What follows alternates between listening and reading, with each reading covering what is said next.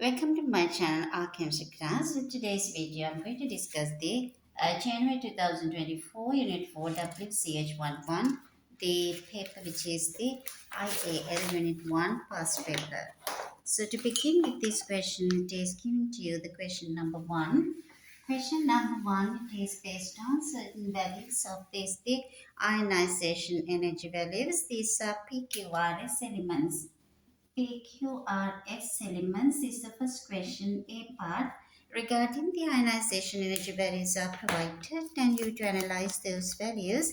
It is the P has a value 1251. These ionization energies are provided and it says in the introduction 4 successive elements in the periodic table.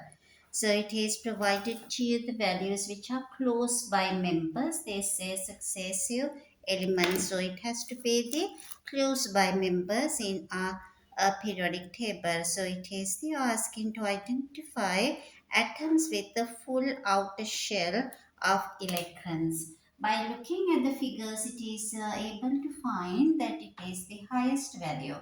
So obviously our periodic trend is, so usually you should get across the period it should be group 1, group 2, 3, 4, 5, 6, 7, 8.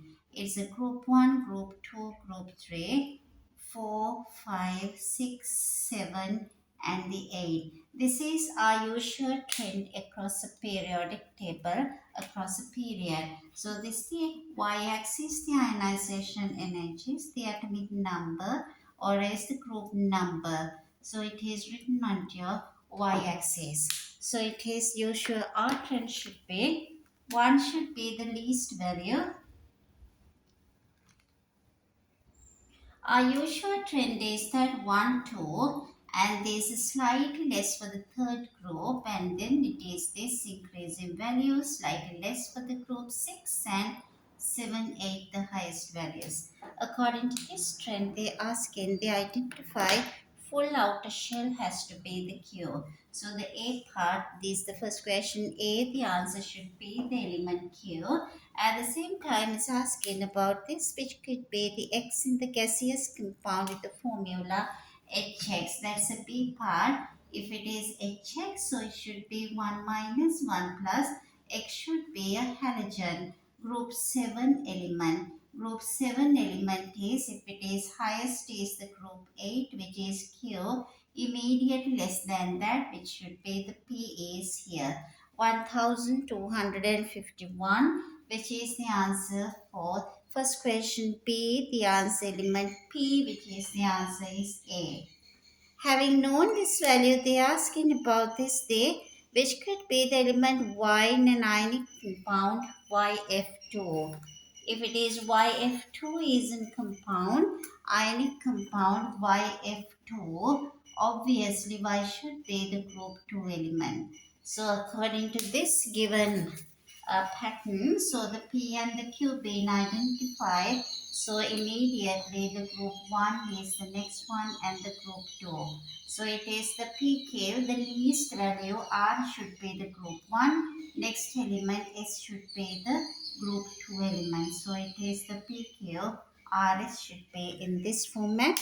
So it is the Y has to be the element, X which is we call as the element S, it is the C part, answer is D. C part the question answer is D because it is the element S is the group 2 element. So it is group 8 and the group 1, group 2 again as it proceeds into the next period in the periodic table.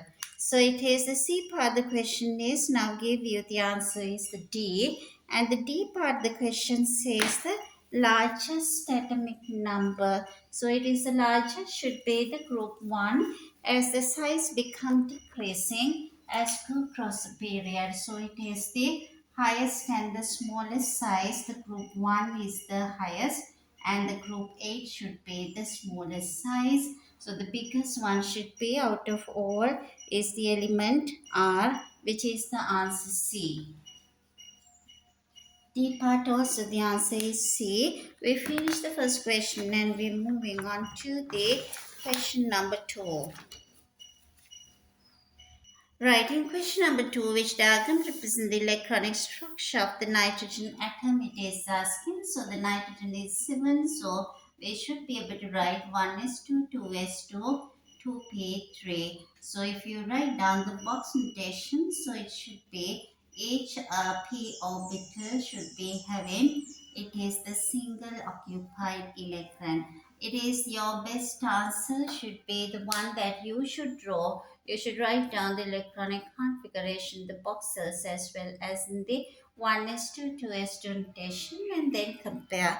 So the best answer should be the answer C, which is the electronic configuration of the nitrogen.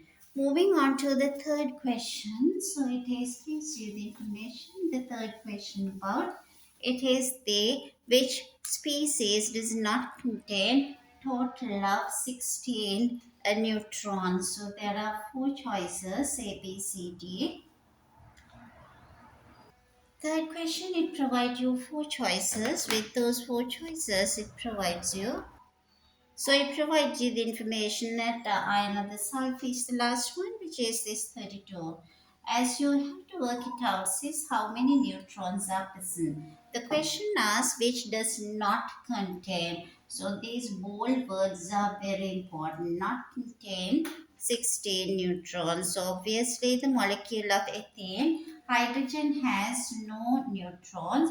So 2 carbon, it should be, one has 6 neutrons. So it is 12 neutrons. Oxygen should be 8 and 8, 16 neutrons. This has to be that 30 minus 14, 16 neutrons. This should be 16 neutrons. Nothing happens with the charge. So the best answer would be, it is the answer which is not containing. Not containing molecule of oxygen, it is the 8 and 8, 16. Yes. These all three are yes, it is not yes, is the answer is A. Because hydrogen has no neutrons, each carbon has 6 and 2 carbons should be having 12 neutrons. So it is to be, carbon has to have the mass is 12, yes, but it is the mass number is 12 because this it is the relative mass would be 28, but number of neutrons per one carbon atom is 6 and 2 carbon is 12 only. So the best answer for the third question to be, the best answer is A. Moving on to the fourth question. Moving on to the question number 4, it says regarding each response gives the atomic numbers of two elements. It is the which pair of atomic numbers of those elements that are in different blocks of the periodic table. Again, four choices A, B, and the C, D. A choice is given 5 and the 9, and the B choice is the 10 and the 16. C choices gives you 13 and 18, and the choice D is the 16 and 20. So you're asking the which choices gives you the elements in these different blocks. So you should recognize by 5 means it has to be obviously 5, 10 means this boron, 9 means it has to be this fluorine. So they both are in the P block. 10 and the 16, 16 obviously it is this noble gas, which is this 10 is the neon, and 16 it has to be sulfur because neon and the sulfur. 16 sulfur, and the 2 8 it comes, it's a neon. And this is the neon is in the what is you call as this the noble gases, and it is the sulfur is again same P block. 13 aluminium P block as well as 18 in the P block. 16 sulfur is it is in the P block. 20 calcium is in S block. So the best answer is the D, which is in two different blocks would be the answer is D. Question number 5, we move on to which molecule is polar. It's asking about four different molecules are provided to you and asking which is polar. So obviously the polar and the non-polar can be recognized with by looking at the symmetry of the molecule as well as this dipole moment, which is the overall carbon dioxide CCl4. C choice is the beryllium chloride, and the Last choice, the D is this ammonia. Obviously, ammonia is polar because all these are symmetrical molecules, non-symmetrical due to the lone pair on nitrogen which make its trigonal pyramidal shape, linear with 180 bond angle, tetrahedral, and again linear. So the best answer for the question number 5 is the answer D. Moving on to the question number 6, it says about this, which has a nitrogen with 30% of nitrogen out of 4 compounds are provided. So it is the question number 6, it gives you which compound contains 30% nitrogen by mass. When it gives you the answer A is the nitrogen monoxide, the answer B is nitrogen dioxide. I just work it out at the one example. We think about how it is possible when it says comes with this NO. Does it having 30% nitrogen? For that you need the molar mass of each of these compounds. The first very quickly you have to work it out. And the answer A, the molar mass is nitrogen 14 plus oxygen 16. It's 30. So out of 30, nitrogen is 14. Therefore, percentage, we find the nitrogen percentage into 100. So 1400 divided by 30 comes 140 divided by 3 is not equals to 30%. Answer is out. We think about the answer B. Answer B, it is the molar mass has to be 1 nitrogen, 2 oxygen. So it comes as NO2 is the compound. NO2 has the molar mass, if you get 1 nitrogen and the 2 oxygen, 14 plus 32, which comes as 46. So instead of this denominator, it comes the 46 out of 14. What about 400? Once you simplify, so you get 1400 divided by 46.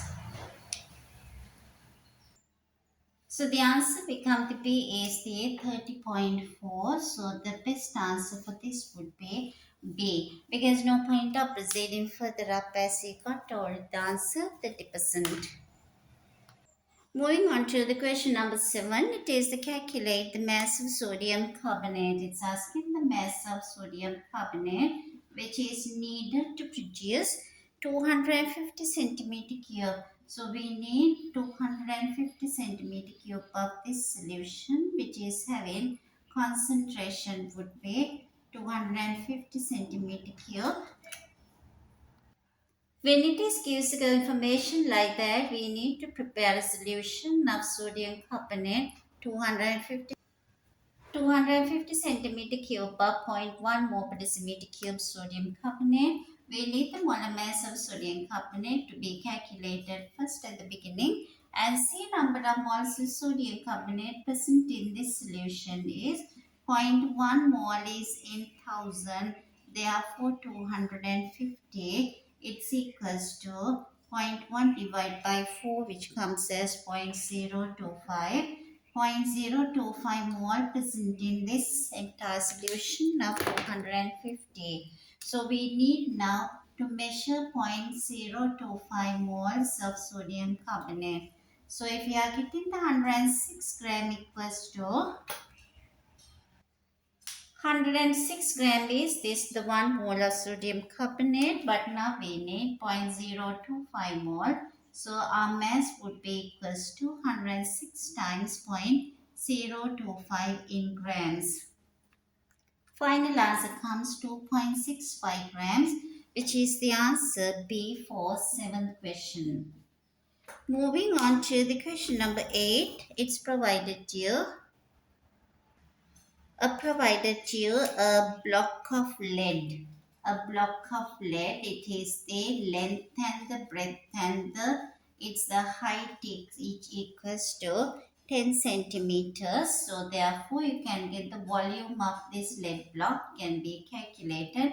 Length into breadth into height, which is 10 centimeter times another 10 centimeter, which comes as 1000 centimeter cube is the volume of the block. You're asking that the density Find the density of this block of this lead. To find the density, you need relationship between density is equals to mass over volume. So it is the mass is there to be found. Now already you got this the volume. So we know this relationship is the density. To find the density, we already know the volume of this block and the mass is necessary. So in this entire contest, part of volume contained in this entire block contain the number of molecules of lead present in, number of atoms of lead contained. So it is this the number of atoms. This is given to you in the question. It is 3.295 times 10 to the power 25 atoms. This much of atoms present in that, so you can find the mass of that, because you know the lead atomic mass is given 207.2.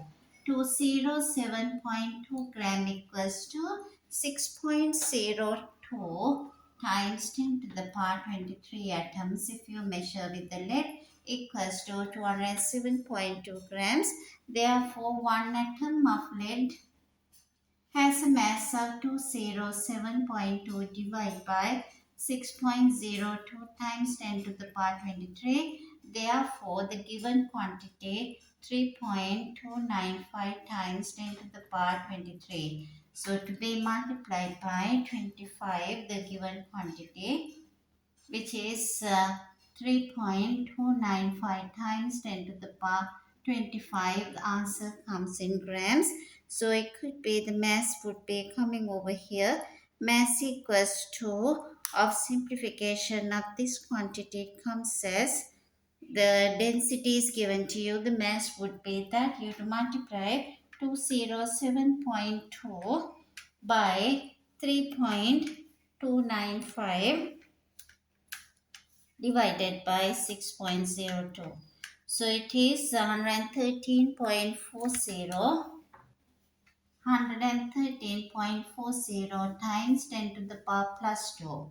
So to get the density, you have to divide that 11340 by the volume, which is our volume is 1000.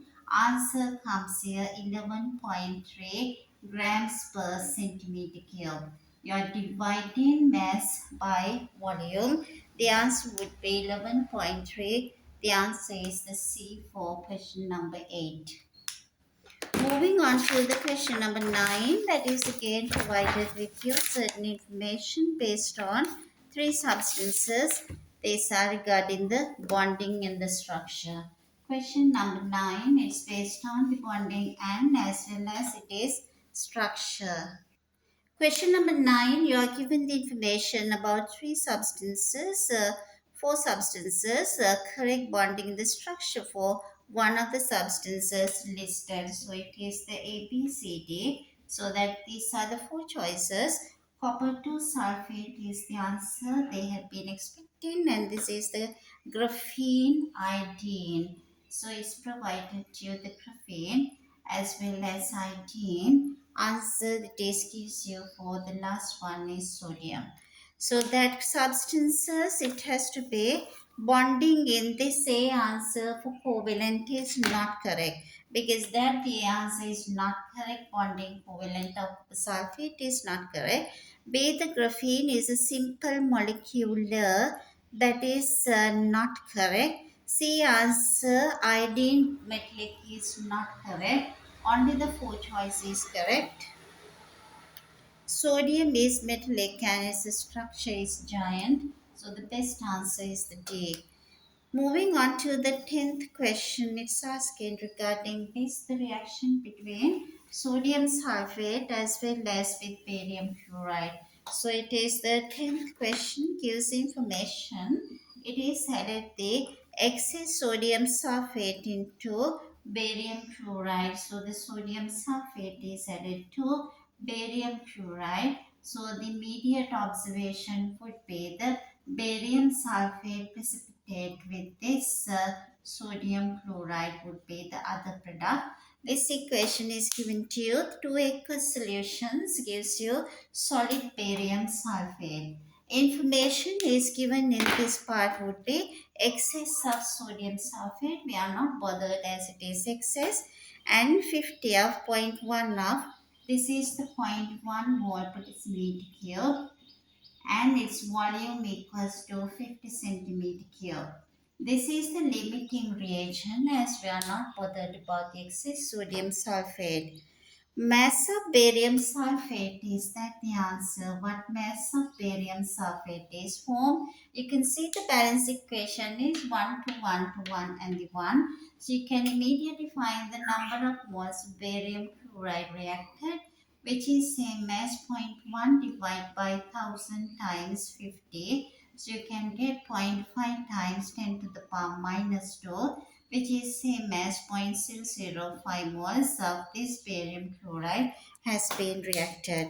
Obviously, so that gives you this 0.005 mole of that gives you 0.005 moles of barium sulfate. So you should find what the molar mass of barium sulfate if you do add up all the values. So the amount you can calculate as 1 barium, 1 sulfur and 4 oxygen with equalized to, it is 233.4. You're asking what is the mass of barium sulfate. Now it's very clear if you get this. 1 mole of barium sulfate, so it's the mass equalized to 233.4 gram. But now we have 0.005 mole, so its mass would be equals to 233.4 times 0.005 grams, which comes as the answer for that would be 11.67 grams. 11.67 grams, which gives you the answer C for the question number 10. Moving on to the question number 11, it is based on the 11th question is, which compound show the greatest degree of polarization? Greatest degree of polarization is the asking. I hope you understand what the polarization is. Polarization is the amount of this, the uh, distortion of an electron cloud of an anion by a cation.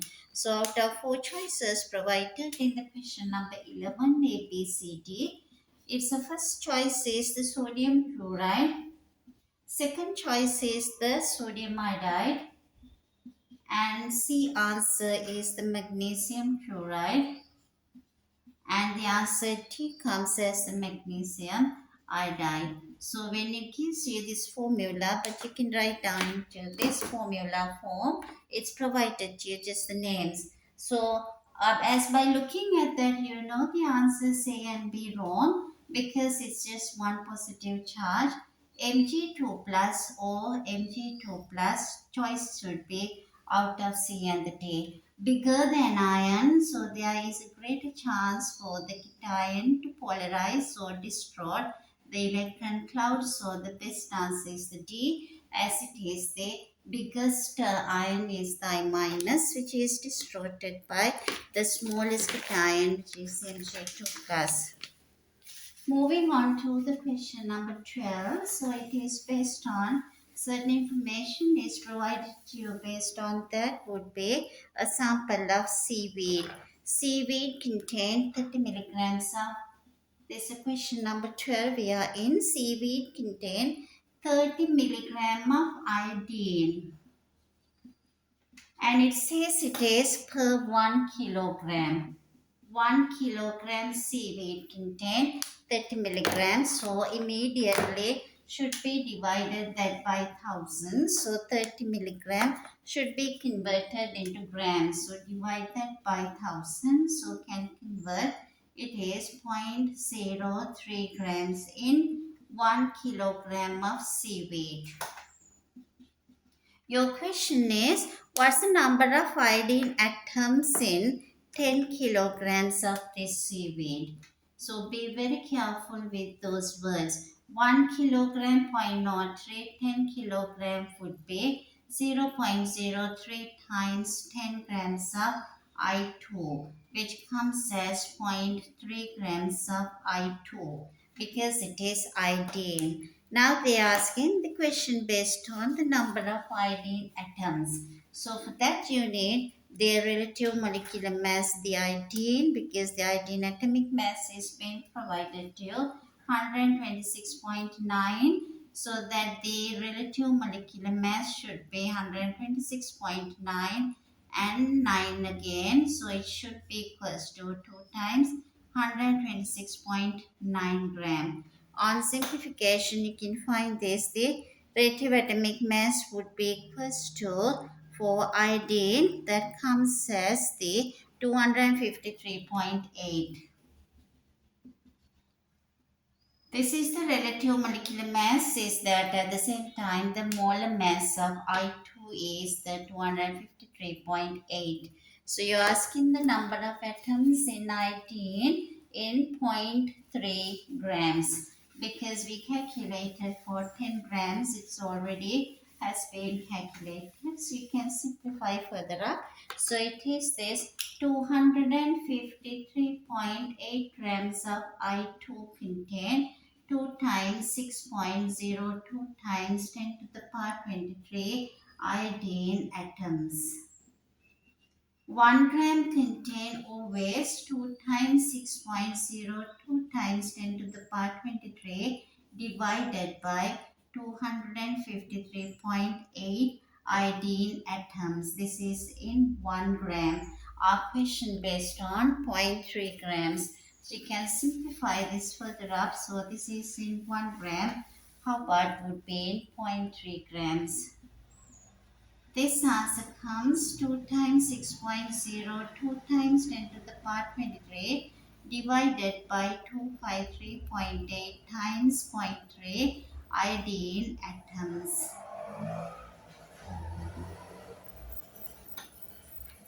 On simplification, we get the answer 1.42 times 10 to the power 21 iodine atoms,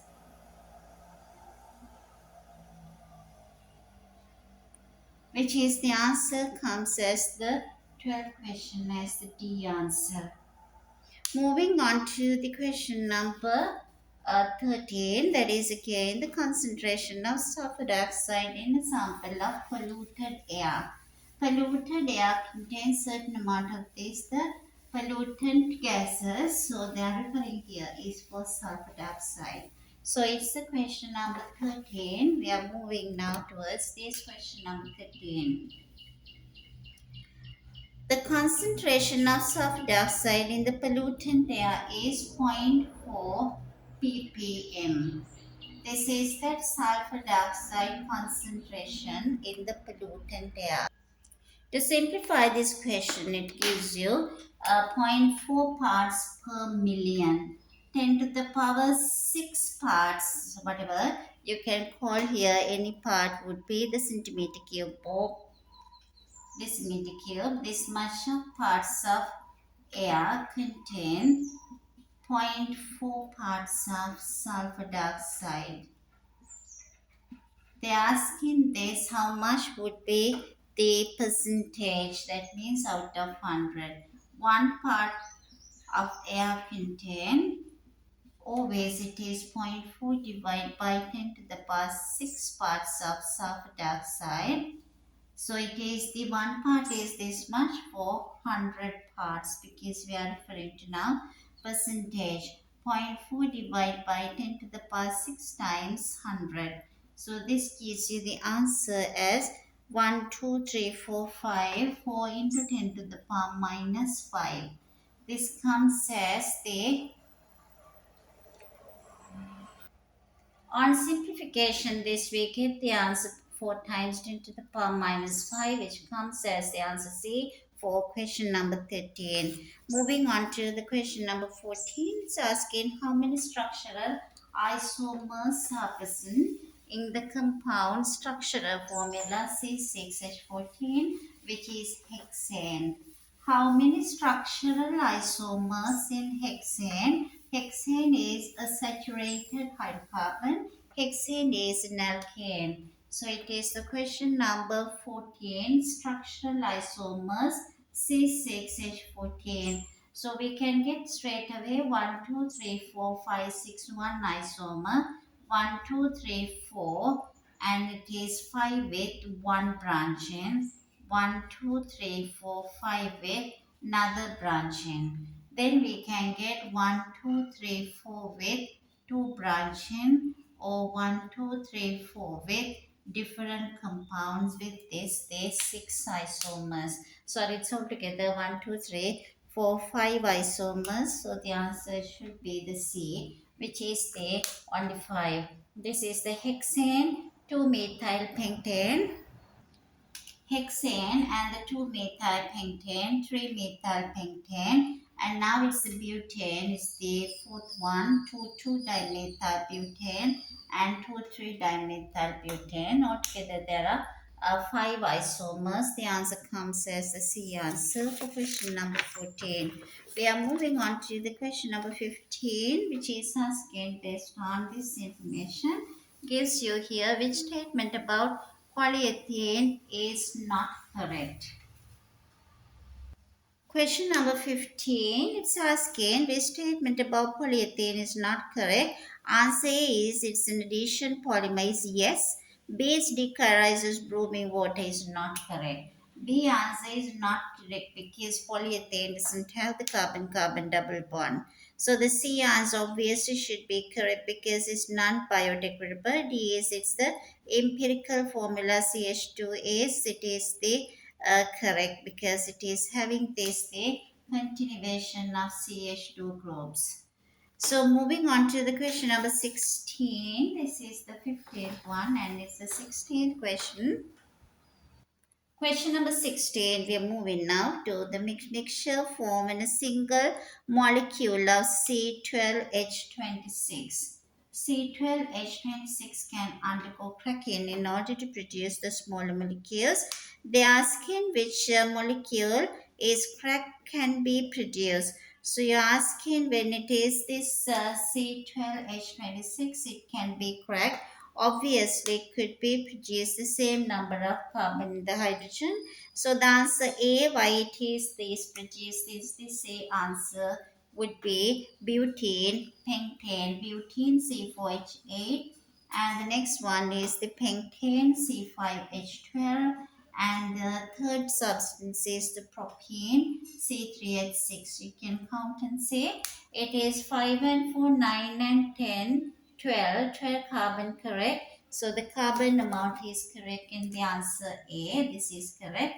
26 hydrogen. So the 8 and 12 is 20 and it is the 26. So it is the best answer would be it is the butene, pentane, propane. So it is the C12, 4 and 5, 9, 9 and 3. It has to be 3 carbon. So it is 9, 10, 11, 12 correct.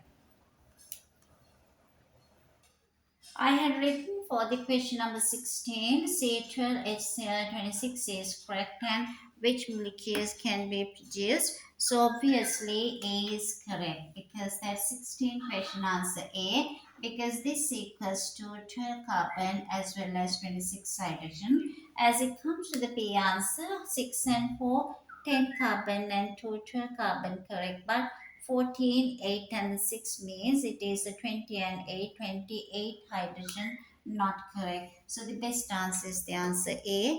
17th question, which is the last question in this paper with this section A part.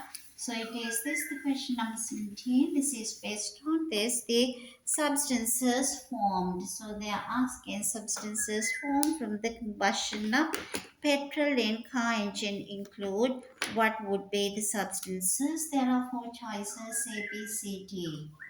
A choice it gives you water, carbon dioxide, and hydrogen. Hydrogen is never produced, so it is not possible. The answer A. Answer B, not possible. It gives hydrogen chloride would never produce. Answer C, the water, carbon dioxide, and the sulfur dioxide. So it is the best answer is the C. It produces carbon dioxide and the water. Sulfur dioxide can be produced because tiny quantity of sulfur is present. Question number 17. Again, the answer should be the best answer is the C as it is These are obviously possible products during this combustion in the internal combustion engine. Here it is not produced the hydrogen, HCl, again hydrogen. So these answers are not correct. We are moving on to the section B, which is the question number 18. Question number 18 in the section B, the first question, the compounds A, B, C, D are all do have the formula C4H8. So there are four compounds A, B, C, D, all are represented with C4H8. So A, B, C, D should be the isomers, the compound C4H8. A and the B are geometric isomers with each other. That's information provided. A and the B are geometric isomers and choose the possible structures. A, B, C also contain the double bond. So all these three are unsaturated, but it does not decolorize bromine water means though it is not contain the double bond. So they have just provided you the information. It is the no double bond on D, so it should not decolorize bromine water. So you're asking the possible structures of A and the B. So it should be the AC4H8. So it should be that but2En because it can have the two geometric isomers. So it is A and the B are possible. Cis-trans isomers. So it is CH3, H and the H on the similar side. So this is E-but2En and this should be the cis-but2En. Information gives you that C does not have in the isomers, but it contains the carbon-carbon double bond. So obviously it's not a geometric isomer, so it should be CH2, CH3, but double bond at a corner, most probably but one in.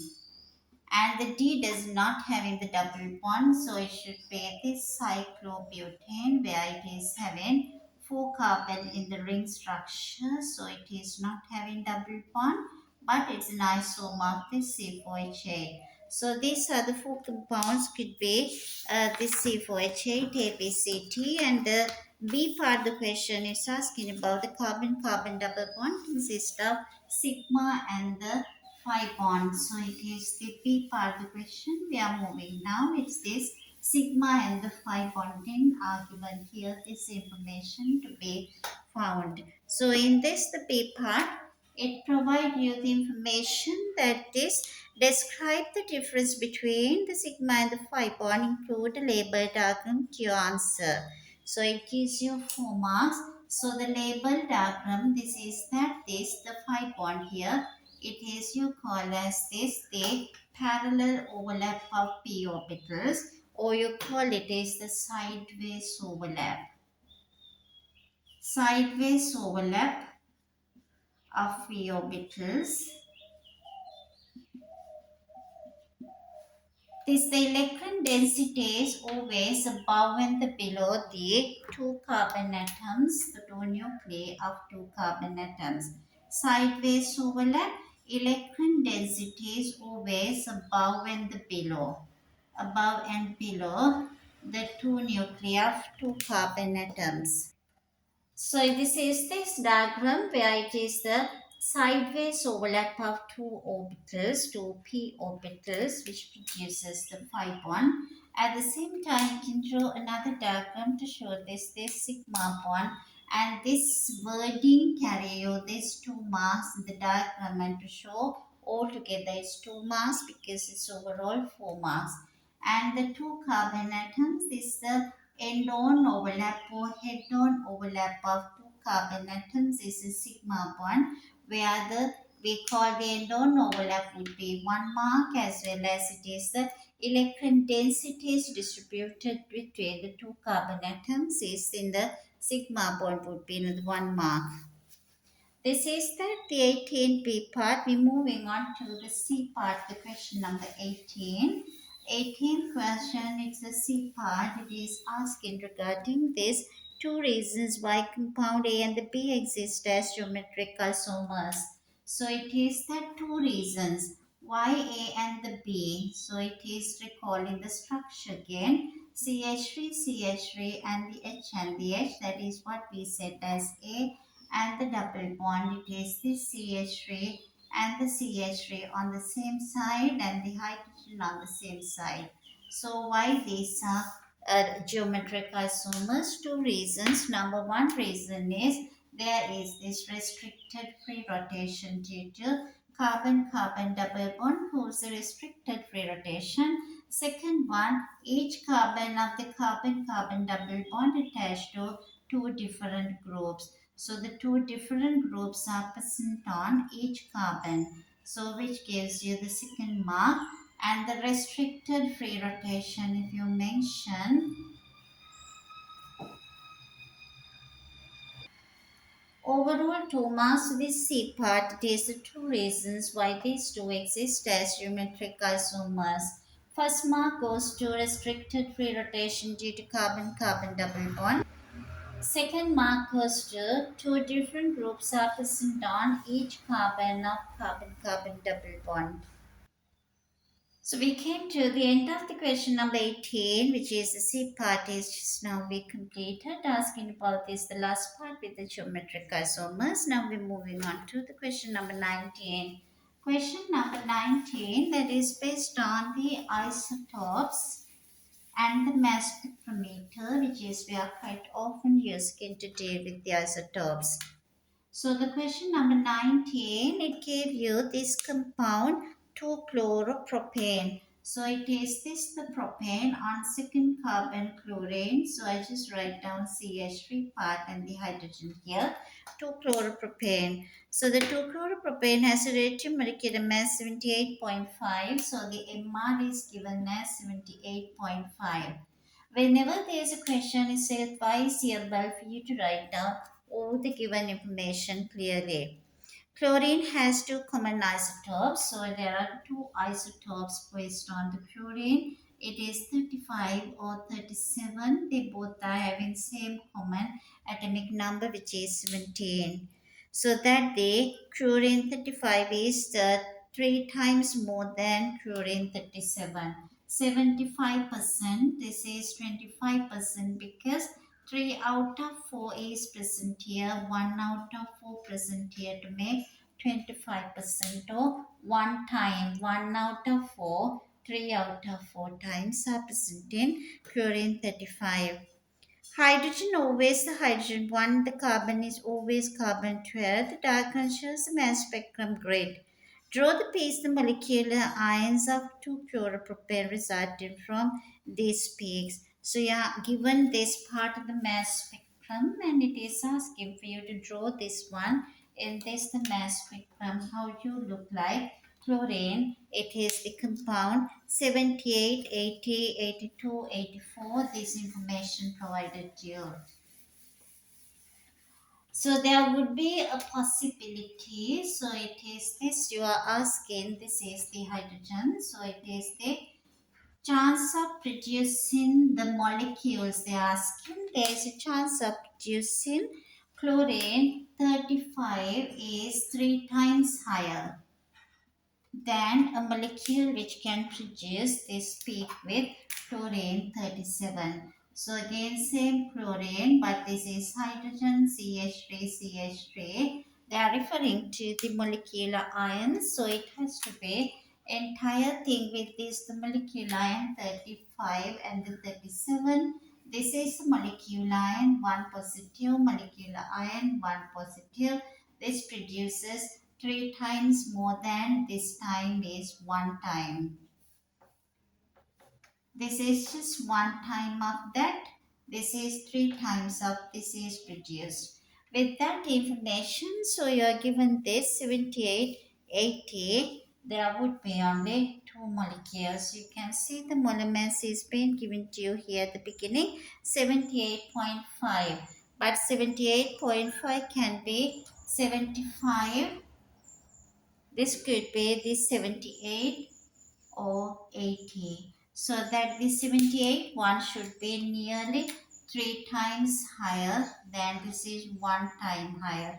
Because this produces 3 times, this exists in 3 times the percentage abundance, and in your Mass over charge ratio. Mass divided by the charge ratio to your x-axis. So it should be 78 to 80 would be like 3 to 1 times would be the ratio. So you can show that ratio to get these 2 marks. Moving on to the question number 19, B part is 2-chloropropane can be produced. They are referring to 2-chloropropane again. In this, the B part it gives the information that 2-chloropropane can be produced from propane, the chlorine, the homolytic free radical reaction. So the initiation step of this reaction include the appropriate arrows in the condition necessary for this step. So it is expected to be written the moment of two half curly arrows, chlorine free radicals in the presence of UV light. So this equation gives you the 2 marks. And the second one, using your answer to B1, state what meant by the term homolytic and the free radical. So it's a basic one. The meaning of the homolytic bond breaking is that equal bond breaking, and it is this: there would be one covalent bond is broken equally. Free radical is either atom or group of atoms with an unpaired electron. In the method one, it is asking suggest why this method has limited use in synthesis of organic compounds. To answer this 1 mark question, it is because it is a more substituted products can be produced rather than just one product. If you wish to get 1-chloropropane, you get so many 2-chloropropane, 2,2-dichloropropane, or else 1,1-dichloropropane. Multiple substitutions occur because this is not done in industry. And moving on to the C part, the question C part. 2-chloropropane can also be produced, it's a C part, by using the reaction propene with hydrogen chloride. So we are referring to the C part of the question. So it is the same compound, 2-chloropropane, can be produced by using propene with hydrogen chloride.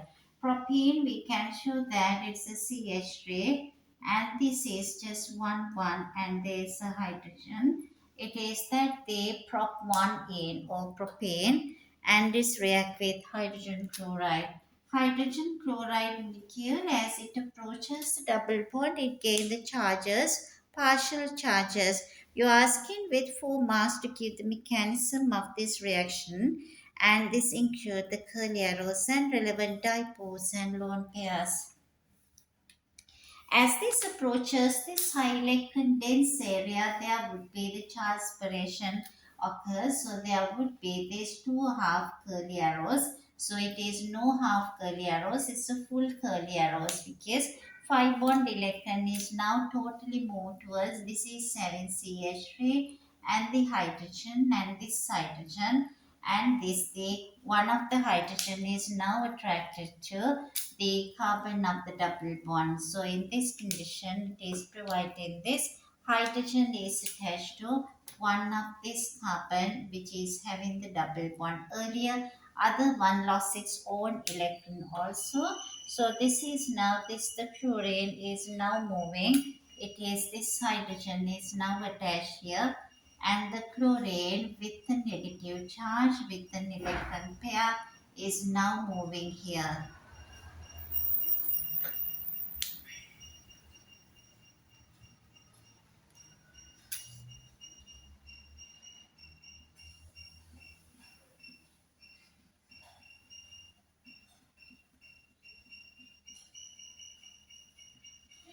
So the final product would be here. It is the Cl has been joined onto the other carbon. So it is that 2-chloropropane is the product would be for 4 marks. Second part explain why only small amount of the 1-chloropropane is produced in this reaction. Why it's a small quantity? Because it is that it is produced, there is a 1-chloropropane. We are getting the lots of 2-chloropropane. The other one, which is if it is happened with the other way around, if hydrogen goes to the carbon which is attached to CH3, the question based on why 1-chloropropane is being produced into a small quantity, but largely nearly 80% of our product would be 2-chloropropane. 20% may be somewhere less amount 1-chloropropane. The reason here is 1-chloropropane is produced through a less stable primary carbocation, but this is 2-chloropropane has been produced through this kind of cation, which is we call secondary carbocation. So it is that basically it is produced the large percentage or large amount is the most stable compound, which is produced through this stable intermediate carbocation. We came to the end of the question number 19. We are moving to question number 20. In the question number 20, it is regarding certain isotopes which is obtained of magnesium from mass spectrometer. So it provides you in this question number 20, the A part. Magnesium band provides you with this kind of two isotopes 24, 25. At the same time, there's a third isotope as well. And they say the radioatomic mass magnesium band found, it is the AR value is 24.32. Table gives the information that the 24 is present in 78.99 and the 25 magnesium is just 10.00. We don't know the percentage, but once you add up these two and it is subtracted from 100, can be found for magnesium X value. It should be 78.99 and the 10, so it should be 100 minus 78.99 plus 10.00, which comes as 100 minus it is 88.99, which is giving you the answer as for the third isomer would be 11.01. So now you know it is the 11.01 calculated. Now your question is, it is calculate the radio abundance and hence the mass number of the third isotope, which gives you 4 marks. So it's already found. It present in 11.01 and its radioatomic mass being provided to you as this 24.32. So now it is possible to find. We just see it is the 24.32 equals to, we are getting out of 100 78.99 times 24 plus out of 100 10.0 times 25 plus 11.0 times x. So once you simplify the value of x mathematically, you can obtain it is this 11.0 x is equals to, finally equals to, it is equals to 286.24. Therefore, x should be equals to 286.24 divided by 11.01, which comes the answer as the 26. So the third isotope x should be equals to the magnesium 26. I didn't show you the mathematic part here, but it's clear and it's easier for you to work it out as it's just a simplification. A second part of the question, as it is understood that it is the third isotope also present for magnesium, which is magnesium 26. Now it is the a second one, state one similarity and one difference between these isotopes. When it's a question like that, you should say similarity is equals to all these isotopes contain same number of protons. The difference is they contain different number of neutrons. So it gives you just 1 mark, and again another 1 mark in the third part would be the asking state which of these isotope would be deflected most in the mass spectrometer. Justify your answer. Most deflected is the most lighted isotopes, which is the magnesium 24, as it is the lightest ones are having the greatest deflection. Moving on to the B part of the question, you're asking this two different compounds. It is that the B part of the question, you are provided the information magnesium oxide and the magnesium sulfate. B first one, magnesium oxide as well as magnesium sulfate are provided here, and it says both of these are the ionic compounds, and it's asking for you to write down this the structure, which is you call this the dot and cross diagram for the bonding in magnesium oxide. Magnesium has two outer electrons being in the group 1, and the oxygen being in the group 6 has two or 6 outer electrons. So both of them complete the transfer, so the magnesium changes into Mg2 plus, and the oxygen, apart from its own 6 electrons with 2 extra electrons, changes into 2 negative. So it is attracted together to produce the magnesium oxide ionic compound, which gives you the 2 marks. Moving on to the second part of the question.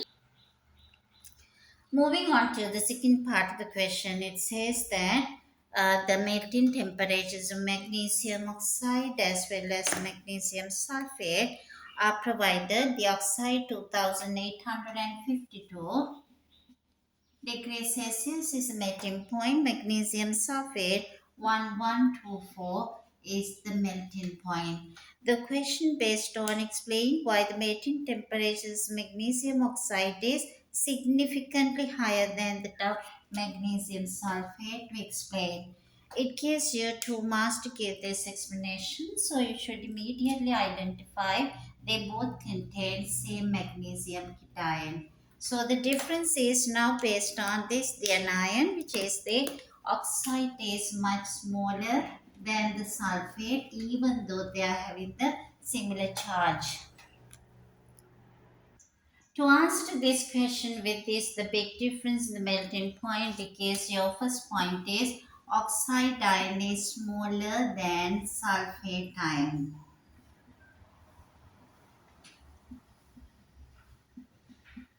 So this out of two anions, the oxide ion is smaller than the electrostatic forces of attractions between Mg2 plus and the O2 minus are much stronger than Mg2 plus as well as the sulfate ion.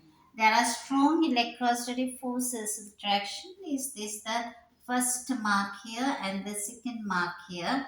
And this is that because it creates lots of heat energy is needed to overcome those attractions in MgO than MgSO4, which gives you these 2 marks.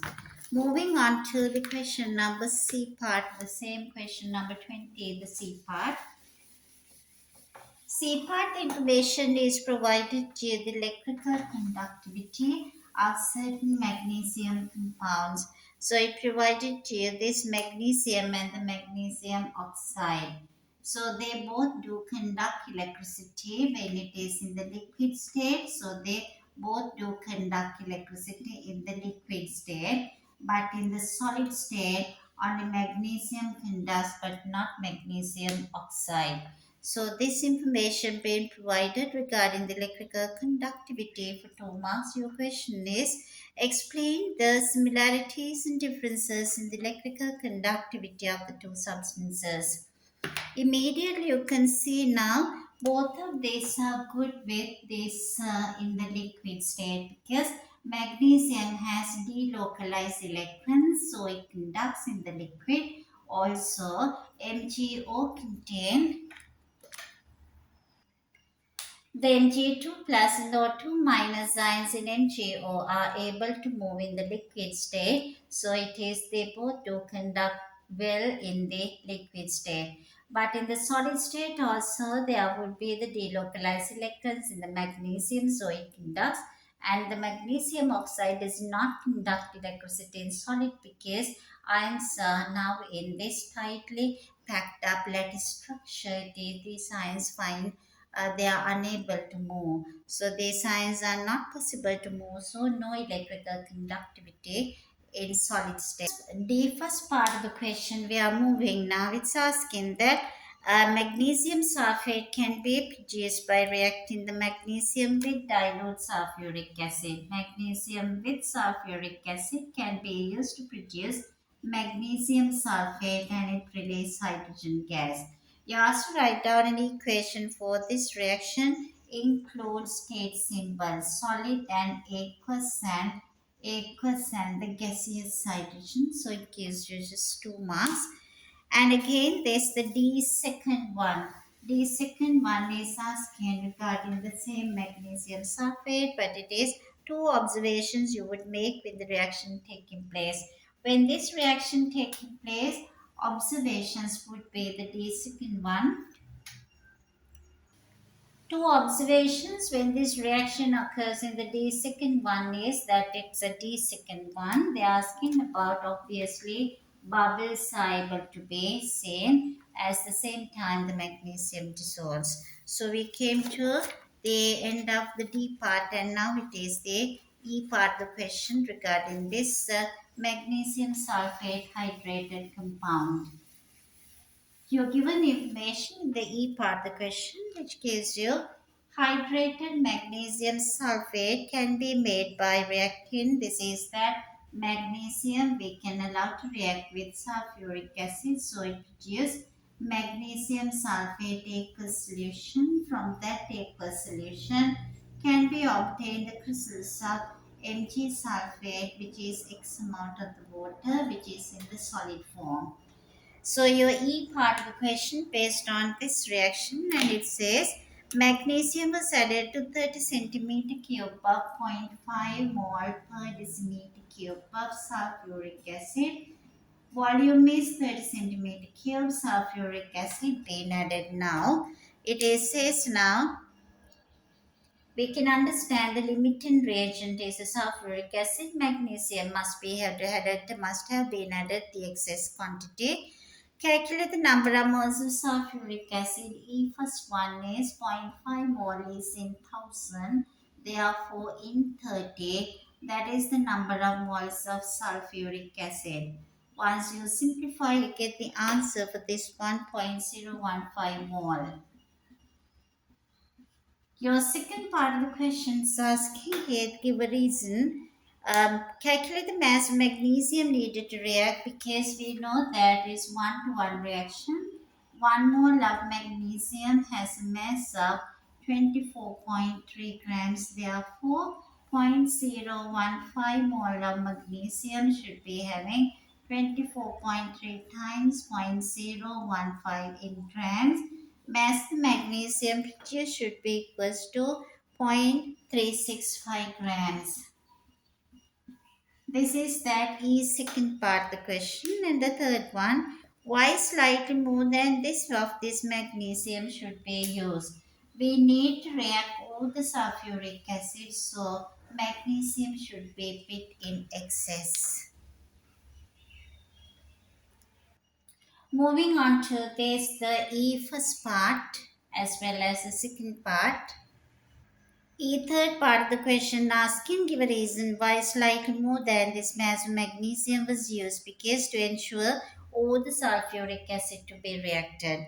So we should add bit more excess magnesium and the fourth part would be state how the magnesium sulfate solution could be separated from the mixture. It's by filtration. So it's the fourth part. The answer is just by filtration. Fifth part of this question, that's the E fifth part. It is the magnesium sulfate solution was allowed to crystallize. Crystals were dried and weighed. The mass of hydrated compound 2.78 gram has been produced. The entire thing 2.78 gram has been produced. Calculate the percentage yield in this experiment. So we know 100% that it is the amount produced should be magnesium has been reacted, so it is 0.015 moles of this one, so it should produce 0.015 moles of this one also. So it is that X is the 7, so you know the mass of magnesium sulfate when calculate the molar mass of magnesium sulfate 7 water, it comes to 146.4. So theoretically, we should obtain 246.4 times 0.015 grams of this magnesium sulfate, which we predict theoretically, which comes as 3.696 gram. 3.696 grams we should get as our product, but it is produced only in this reaction, it is 2.78 grams. So we should get 3.696 grams, but it is produced only 2.78 grams. So it is possible to calculate the percentage yield now. Percentage yield is equals to the actual mass or the experimental yield divided by theoretically predicted yield into 100. So it should be, we predict 3.696, but we got only 2.78 into 100. We get our percentage yield, which comes 75.2. This is the answer for this, the fifth part of the E in the question number 20, and we came to the end of question number 20. We are moving on to the question number 21, which is the last question in this paper. Question number 21, that is again based on this information provided to you from the boric acid. It is based on the boric acid, often used as an antiseptic. 21a part, it says the boric acid contain boron, the oxygen, and the remainder is hydrogen. Boron, oxygen, and the hydrogen are the elements which are provided in this the boric acid. So this is percentage mass of each one is provided.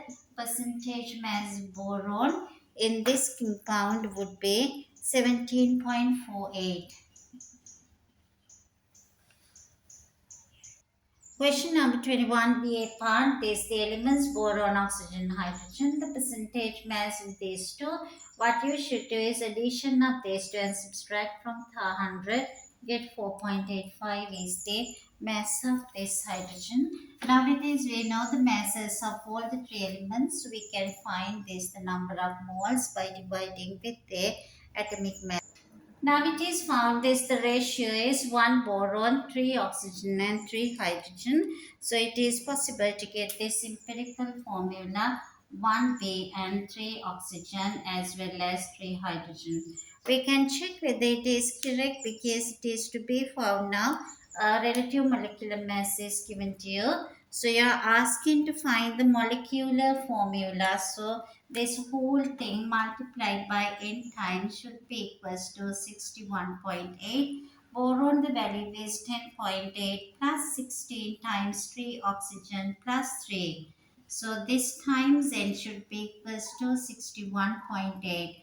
So you can see it is 48 here plus 3 plus 10.8. So it comes exactly 61.8, therefore n is equals to 1. So the molecular formula is the same as empirical formula BO3 and the H3, that's same as this empirical formula.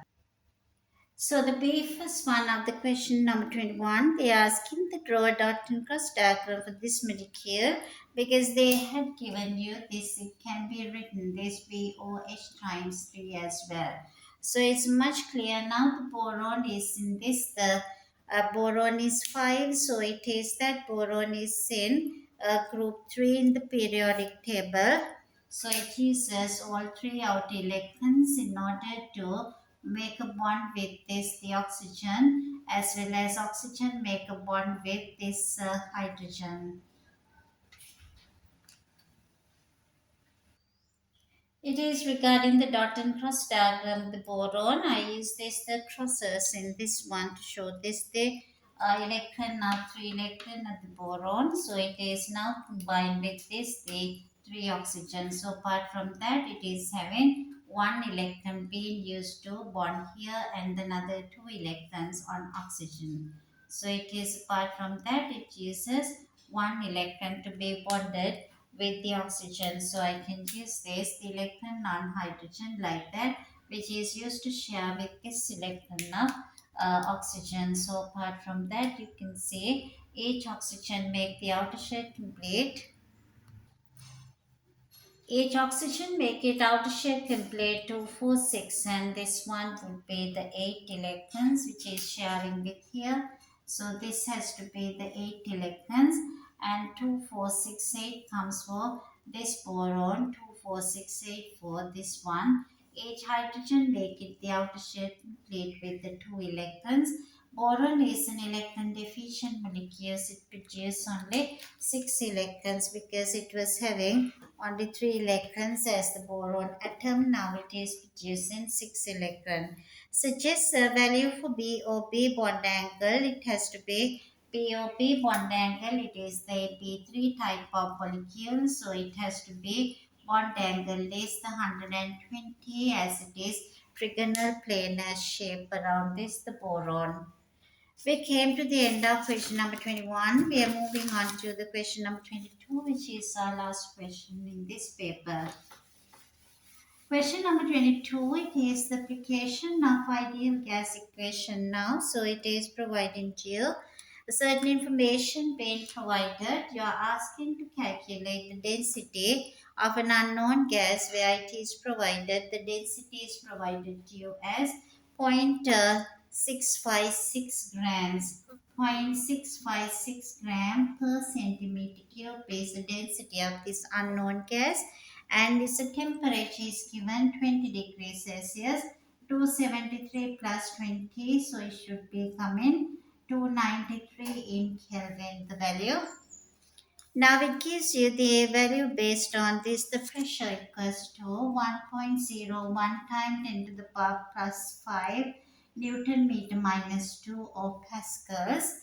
And you're asking to calculate the molar mass of this unknown gas, where it's provided the gas constant is 8.31 joules per mole per Kelvin. We should use PV is equals to nRT. We can rearrange then. This is the mass divided by molar mass, which is MR value. So we can rearrange that PV is equals to M over MR into RT. So we are supposed to get the MR value. So can be rearrange MRT divided by PV. Then substitute the data. It's that the mass equals to 0.656 into 8.31 times 293 divided by the pressure comes as 1.01 times 10 to the power 5. Volume become, it is this 1 centimeter cube, that become 10 to the power 6 meter cube.